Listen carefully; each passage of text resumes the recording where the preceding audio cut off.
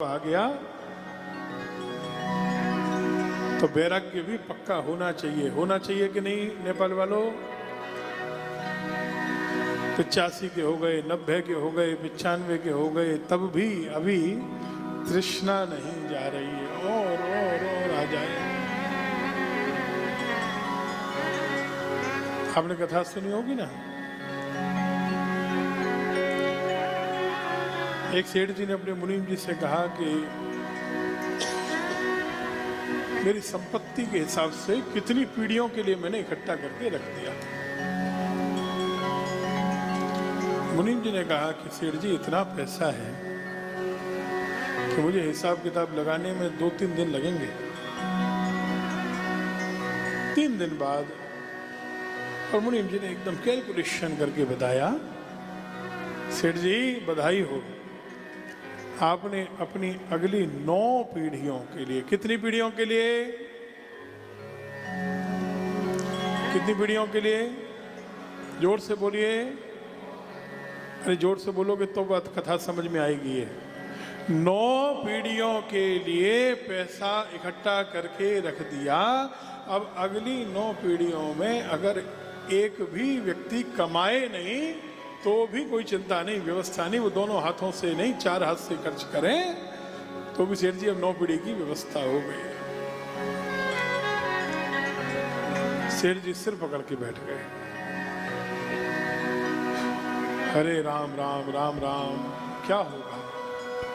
अरे सेठ जी मैंने आपको इतनी अच्छी खबर दी कि आपने 9 पीढ़ियों के लिए व्यवस्था करके रख दी, आप सिर पकड़ के बैठ गए, दुखी हो रहे हैं, क्या समस्या क्या है। सेठ जी ने कहा, मुनीम जी 9 पीढ़ी तो ठीक है, 10वीं पीढ़ी का क्या होगा मैं सोच रहा हूं।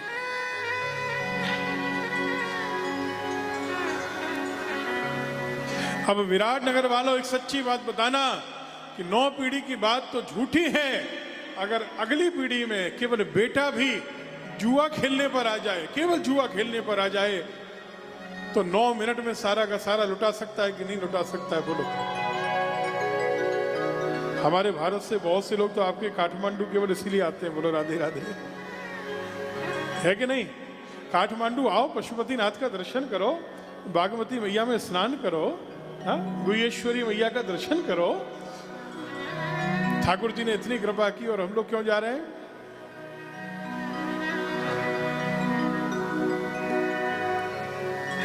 बात सच है कि गलत है, सच है कि गलत है। एक बात हमेशा ध्यान रखना, व्यसन हमेशा बुरा है। तुम ये कहो कि मैं केवल नाम करने के लिए, शौक के लिए खेल रहा हूं, ये कर रहा हूं, तो भी बुराई है। अगर चाय पीने की भी ऐसी आदत है कि बिना चाय के शांति नहीं है ना, तो वो व्यसन लगे। तो ठाकुर जी के भजन का लगे कि एक माला से आनंद नहीं आ रहा है, आज एक और करेंगे। 4 माला की तो आनंद नहीं आ रहा है, एक और करेंगे। कथा 4 घंटे हुई, अभी और आनंद आया तो महाराज आज तो 10 मिनट और हो जाए तो आनंद हो जाए।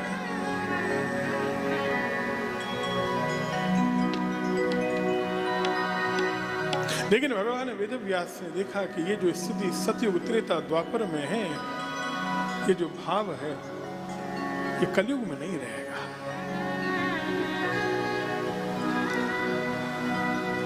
इतना विशाल वेद है, कौन पढ़ेगा। तो व्यास जी ने क्या किया, एक वेद, एक ही वेद था, एक एव पुरा वेद, उसे 4 भाग में बांट दिया। ऋग्वेद, यजुर्वेद, सामवेद, अथर्ववेद, महाभारत लिख दी।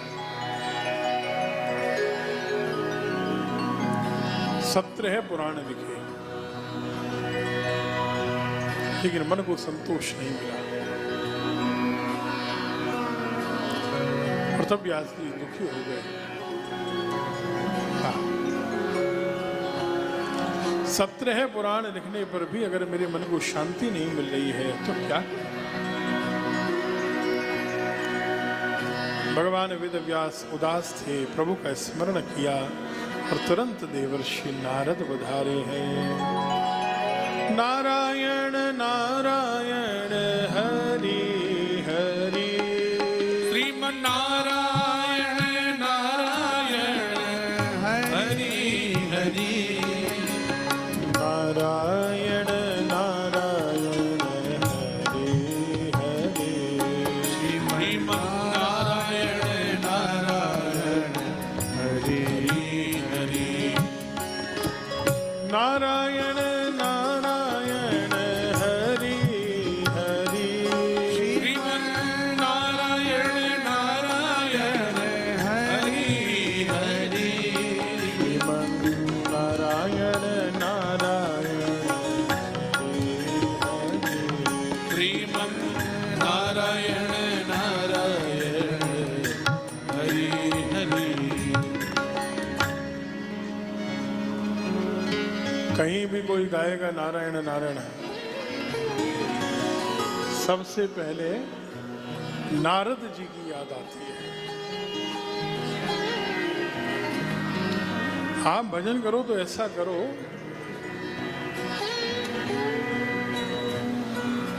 कि वो भजन सुनते ही लोगों को याद आए, तो आपकी याद आए कि ये भजन तो वो व्यक्ति बड़ा अच्छा गाता है।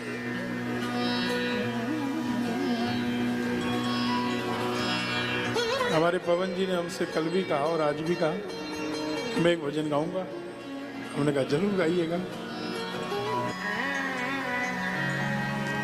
तो हमने कल पूछा तो हमने सोचा कि कुछ अलग भाव होगा, आज पूछा तो सोचा कुछ अलग भाव होगा, अलग अलग भजन बोलेंगे।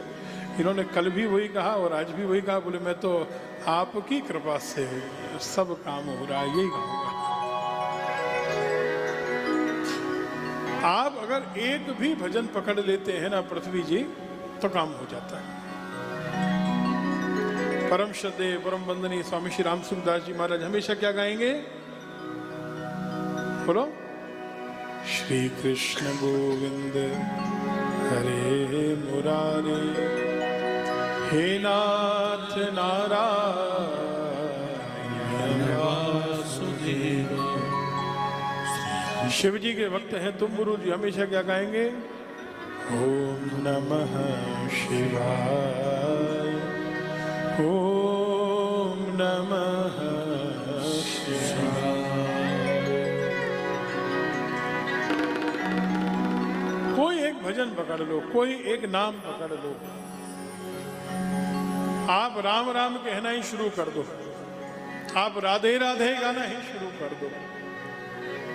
एक को कराएंगे अभी हम थोड़ी देर में, पवन जी का भी भजन करवाएंगे, सब उसका आनंद लेंगे।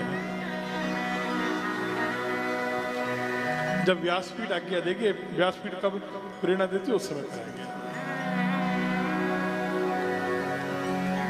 जीवन में जब भी हमारे कोई संत आ जाए तो समझ लेना कि भगवान ने हमारी चिंता दूर करने के लिए ही संत को हमारे यहाँ भेजा है। आपने बुलाया तब संत आए तो बड़ी बात नहीं, जब संत बिना बुलाए अपने आप कृपा करके आपके घर में चले आवे।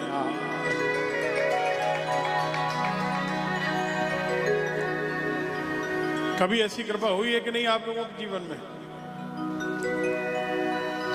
हुई ना? तो बस ये जीवन का अहो भाग्य है, ये जीवन का अहो भाग्य है। आप पैसे वाले बने, ये प्रसन्नता की बात है, लेकिन आपके जीवन में भक्ति आए, प्रभु का प्रेम आए और संत पधारे, ये आनंद की बात है।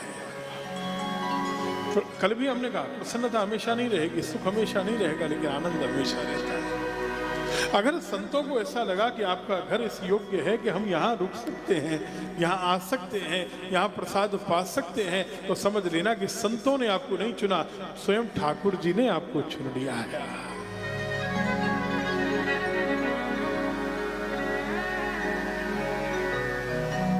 ये जो सेवाएं होती है ना, सेवा ठाकुर जी ही करवाते हैं।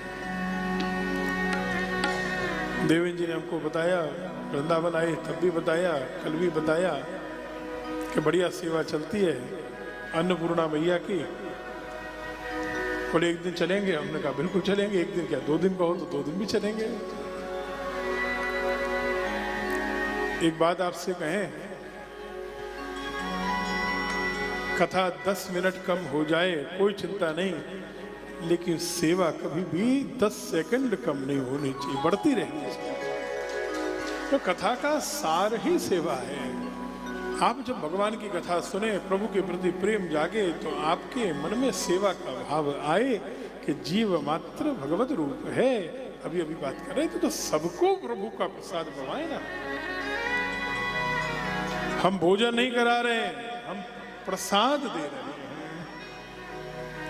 अगर हम भोजन कराते हैं पृथ्वी जी, तो केवल पेट भरते हैं। और गोयल परिवार ध्यान से सुनिए, जो आप प्रसाद पवा रहे हो, अगर आप केवल भोजन कराते हैं तो आप मन में ये भावना करेंगे कि मैंने किसी का पेट भर दिया। लेकिन अगर आप किसी को प्रसाद पवा रहे हैं तो मन में ये आनंद होगा कि मैंने उसका पेट भी भरा और उसके जीवन में भगवान की भक्ति का बीज भी बो दिया है।